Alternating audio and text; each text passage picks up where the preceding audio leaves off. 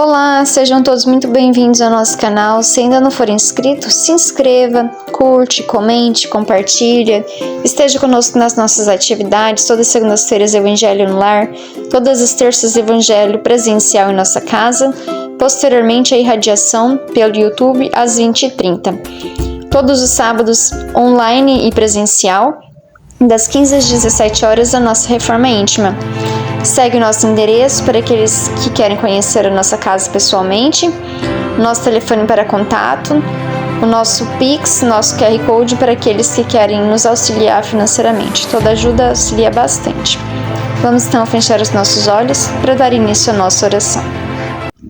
Pai de amor e de bondade, querido Mestre Jesus, benfeitores responsáveis por essa atividade do Evangelho no Lar em nosso lar, nossos benfeitores, que possam nos auxiliar nesse momento na realização desse Evangelho no lar, que consigamos aprender esta lição, compreender e apreendê-la nas nossas almas, para que nós consigamos, juntos em família, nos utilizar deste conhecimento para colocar em prática em nossa vida, e que ele possa nos auxiliar, nos beneficiando com a nossa evolução.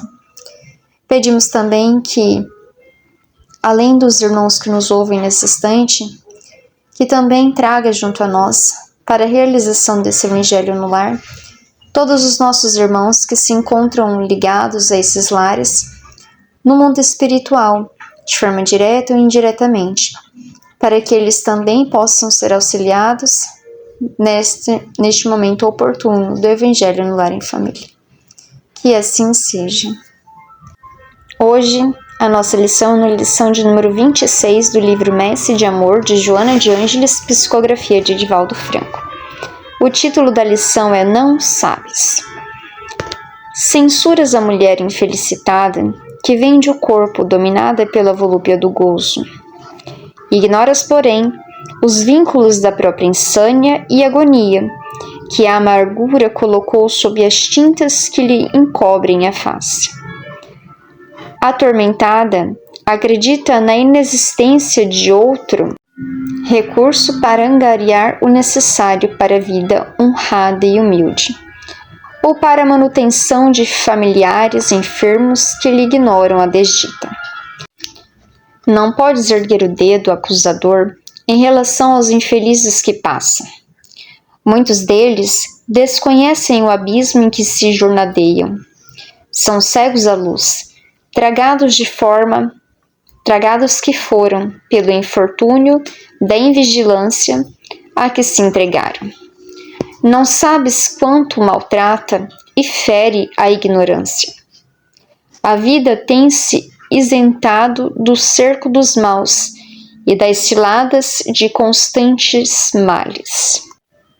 Não podes aniquilar a ardência de uma queimadura sem teres experimentado no corpo o calor do ferro em brasa viva. Distende as mãos piedosas como asas de amor e ergue os que tombaram no charco. Os caídos estão punidos pela ferida que carregam após a queda. Os vencidos sofrem a posição rente ao solo. Compete àquele que estão de pé dobrarem-se em socorro para ajudá-los. A luz que viceja a planta não indaga a procedência do espinheiro, nem desdenha o covil dos chacais. Aquece, aclara e prossegue.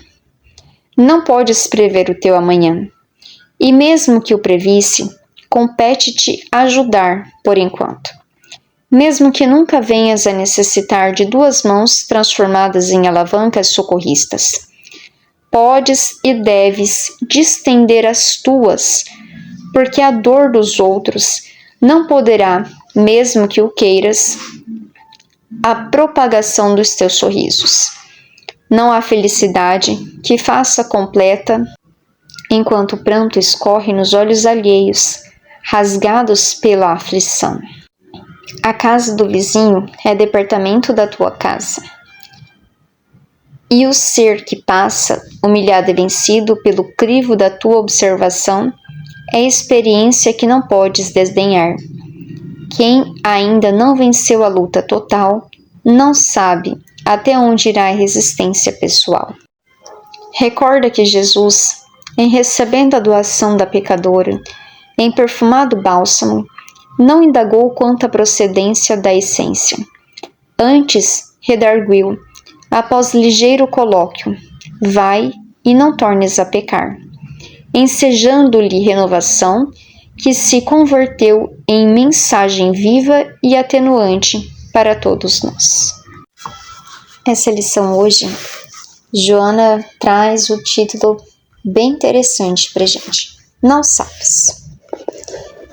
E é justamente isso que a gente tem que pensar. Nós não sabemos. Nós não sabemos do nosso amanhã. Não sabendo do nosso amanhã e não sabendo do nosso ontem, não nos cabe censurar o hoje dos outros.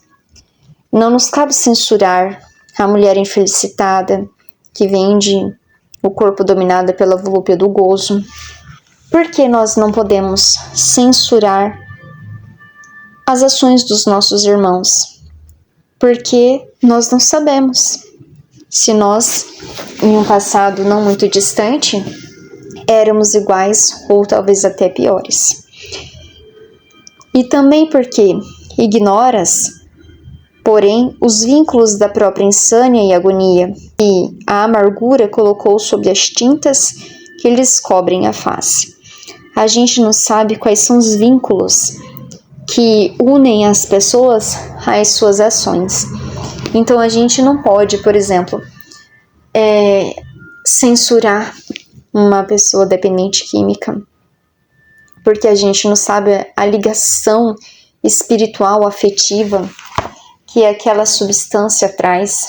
A gente não sabe o vício do sexo que algum dos nossos irmãos pode ter.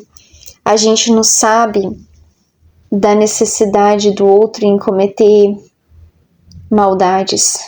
Então a gente ignora o vínculo da própria insânia, da própria falta de consciência e da agonia, da amargura que os nossos irmãos trazem em suas faces.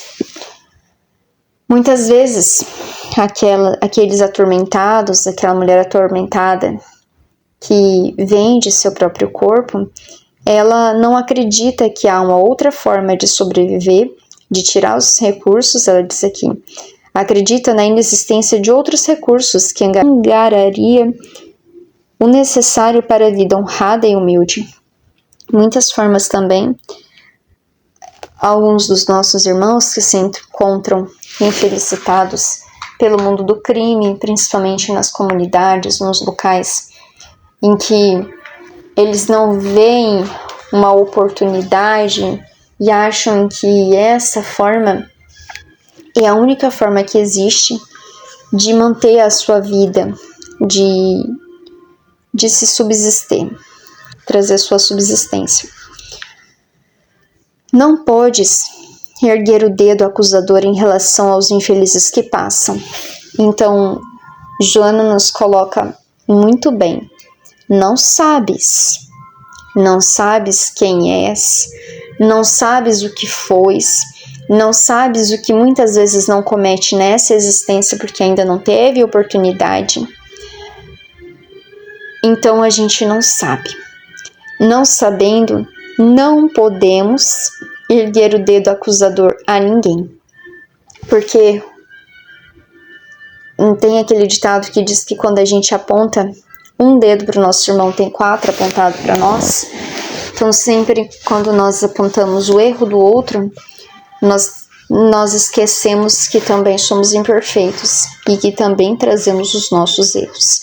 Seja esses nossos erros que ainda cometemos hoje, ou os erros talvez mais graves do que os que a gente aponta os dedos hoje,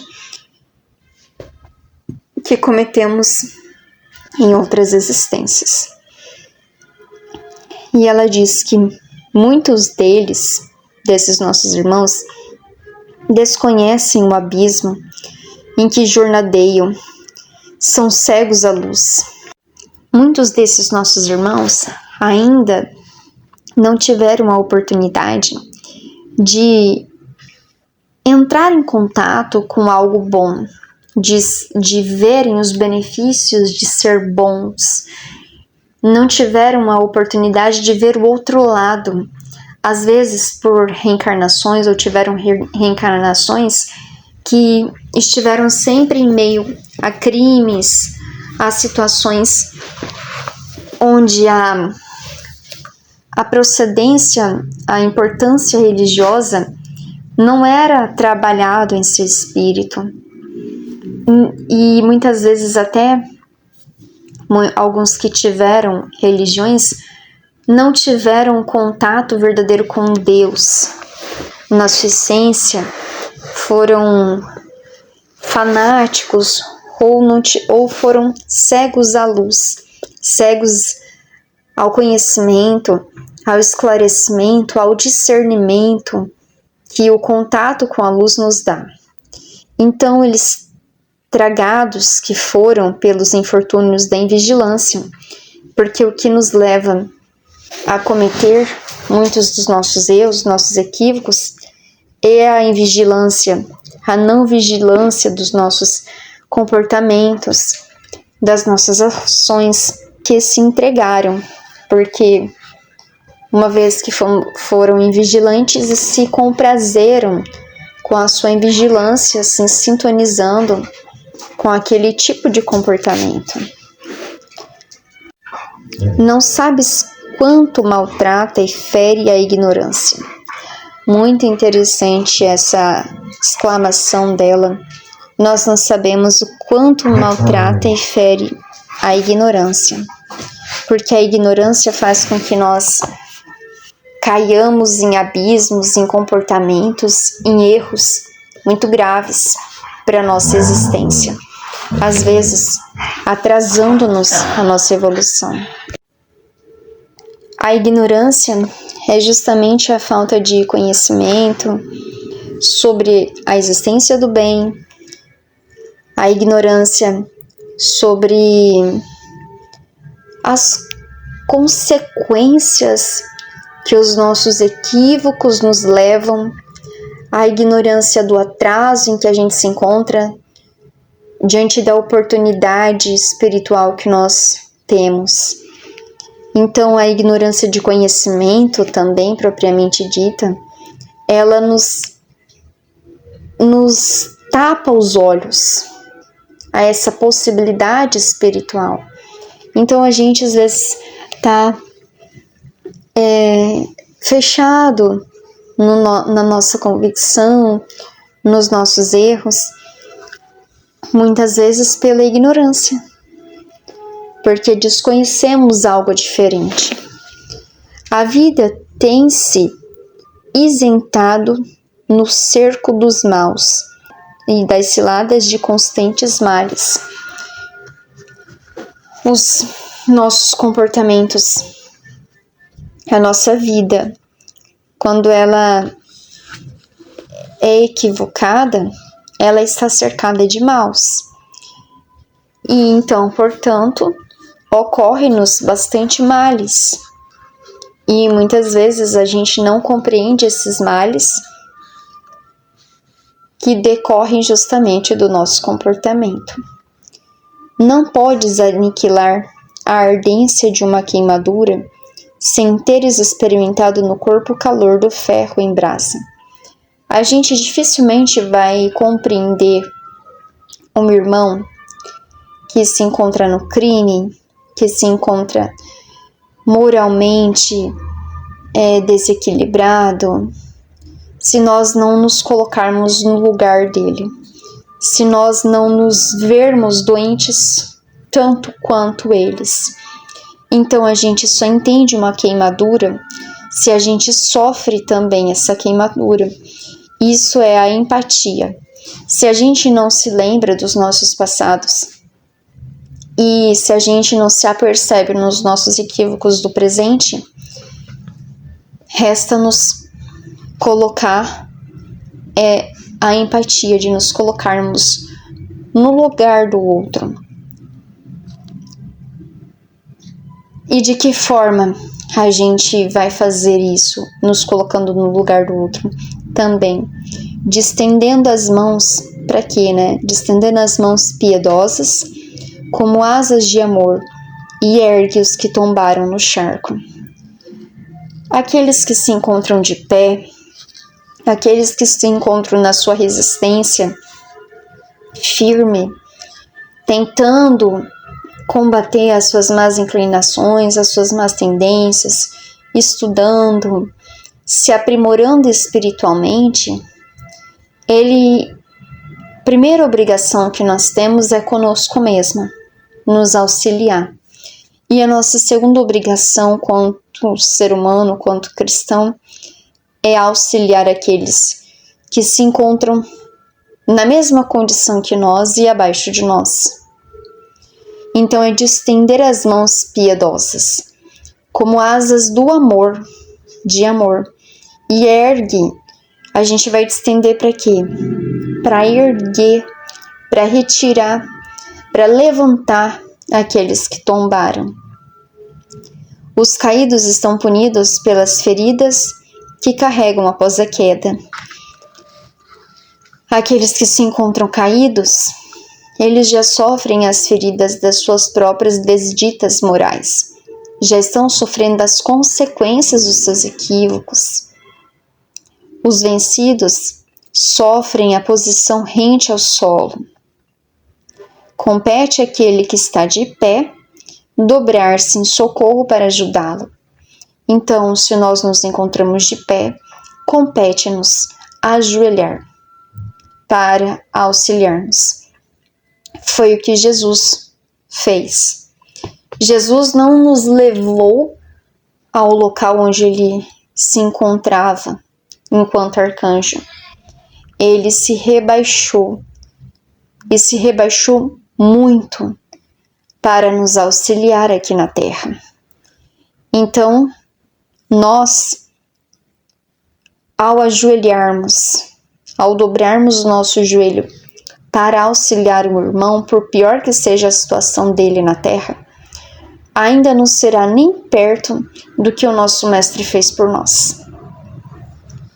Então, a luz que viceja a planta não indaga a procedência do espinheiro, nem desdenha o covil dos chacais. Nós devemos auxiliar os nossos irmãos, independente de qualquer coisa. Aquece, aclara e prossegue. Assim é a luz. Não podes prever o teu amanhã, ela nos alerta. Nós não sabemos do nosso amanhã. E ela diz que mesmo que o previsse, mesmo que nós tivéssemos conhecimento do nosso amanhã, compete-nos ajudar por enquanto. Compete-nos hoje a fazer o quê? A ajudar aqueles que se encontram à margem, aqueles que se encontram caídos, aqueles que se encontram numa condição necessitados de ajuda.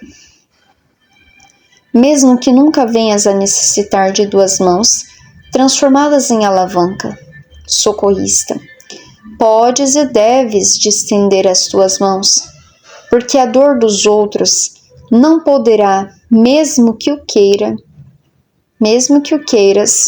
a propagação dos teus sorrisos. Então, a dor dos nossos irmãos, o sofrimento dos nossos irmãos, vai impossibilitar a nossa felicidade. Porque o objetivo nosso de evoluir, qual é a alegria daquele que evolui? É de ter junto a ele todos aqueles. Por exemplo, qual é a nossa alegria em relação à nossa família? Você quer só você evoluir, se tornar santo? Ou uma mãe quer que seu filho se torne também? Um pai, um filho quer que a família o acompanhe? A nossa alegria, o nosso sorriso, ele é completo quando está completo dos nossos irmãos. E ela diz que se há alguém que sofre, há alguém que necessita de socorro, nós, mesmo que não queiramos ajudá-lo, também não conseguiremos sorrir. Porque enquanto houver alguém na terra necessitando, compete-nos a nós ajudar.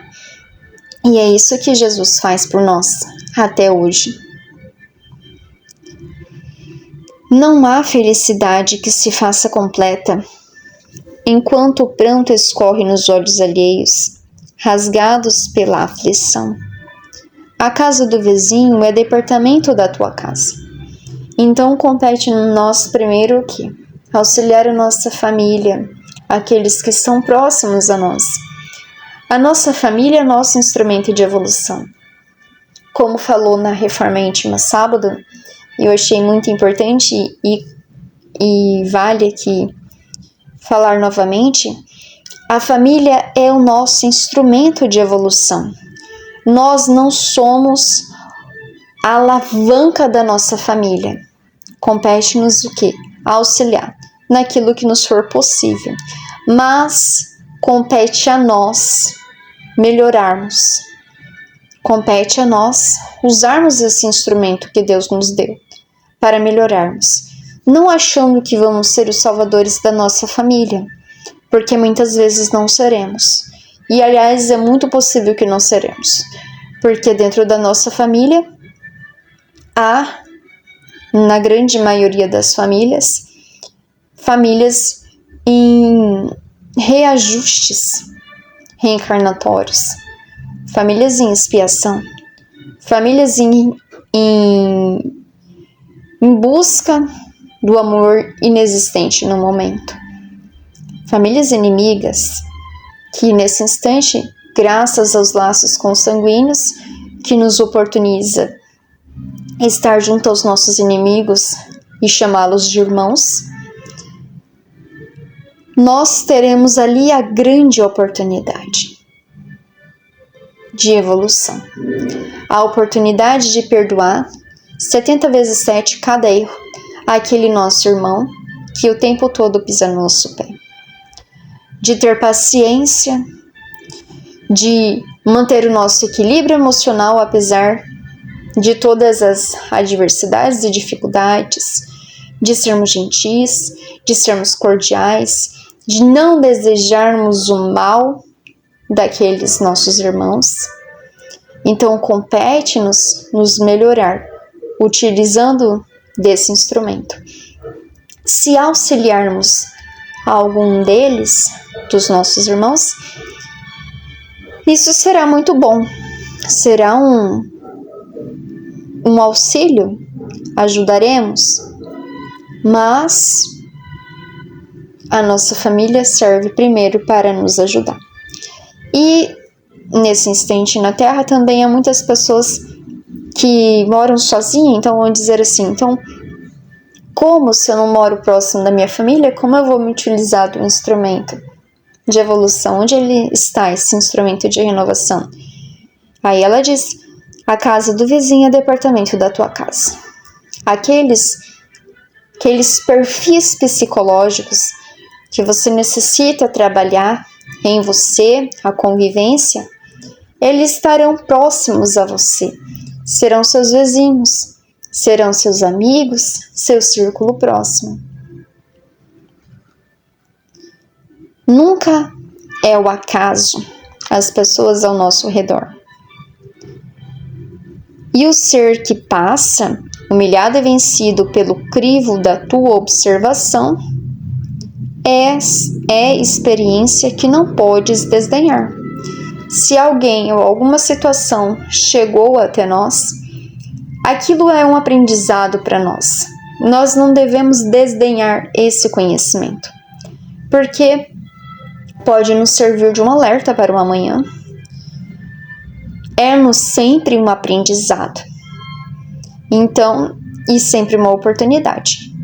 Se tivermos de auxiliar.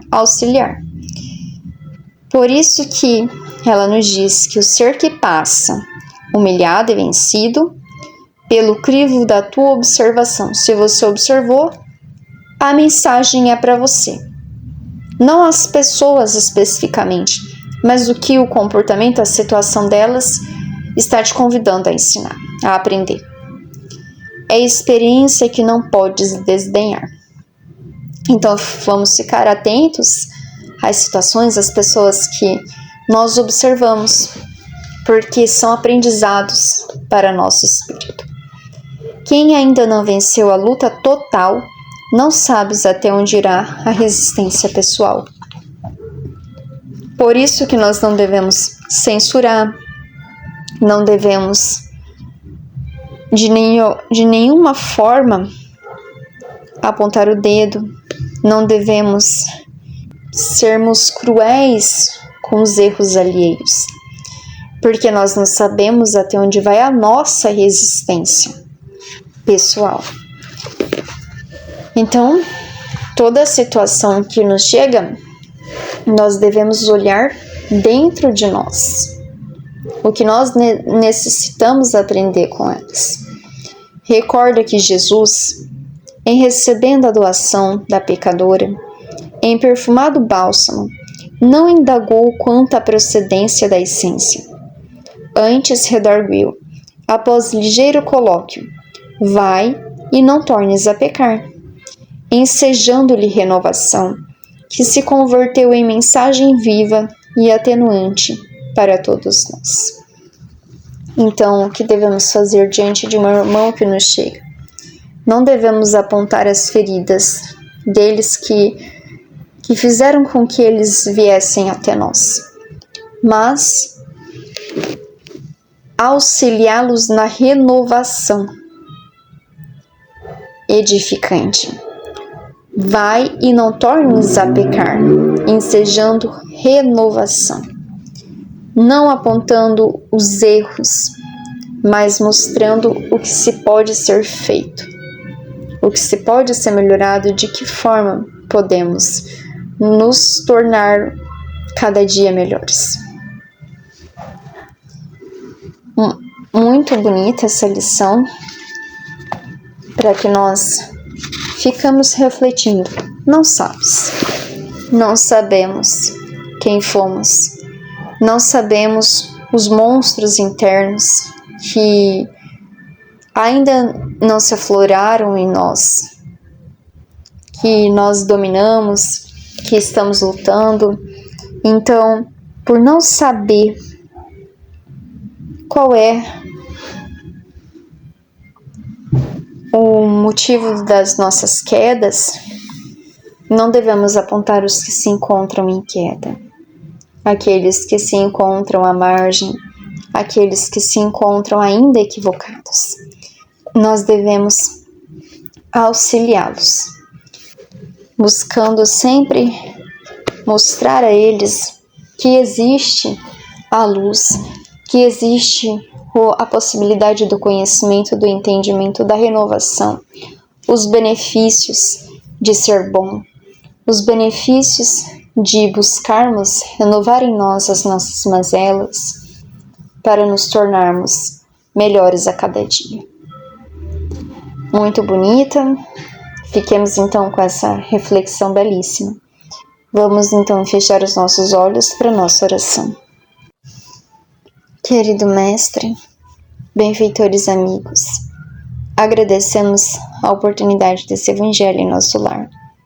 Pedimos por todos os lares que nos ouvem, que possam fazer a limpeza psíquica nesses lares, fluidificar as suas águas, auxiliar a todos os animais, a todas as plantas e também a todos os nossos irmãos que se encontram no mundo espiritual, para que recebam o auxílio, o amparo necessário.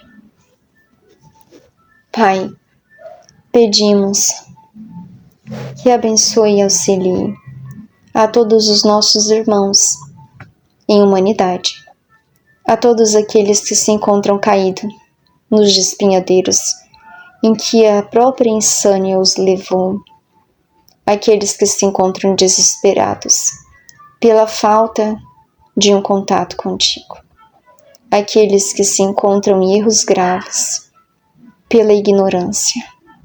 Pedimos, Pai, por eles. para que os auxilie, assim também como tivemos a oportunidade de receber auxílio. Agradecemos imensamente a oportunidade desse Evangelho em nosso lar. Que assim seja. Desejo a todos uma excelente noite, uma semana maravilhosa. E espero todos até a próxima segunda-feira com a graça de Deus. Um grande abraço e até lá!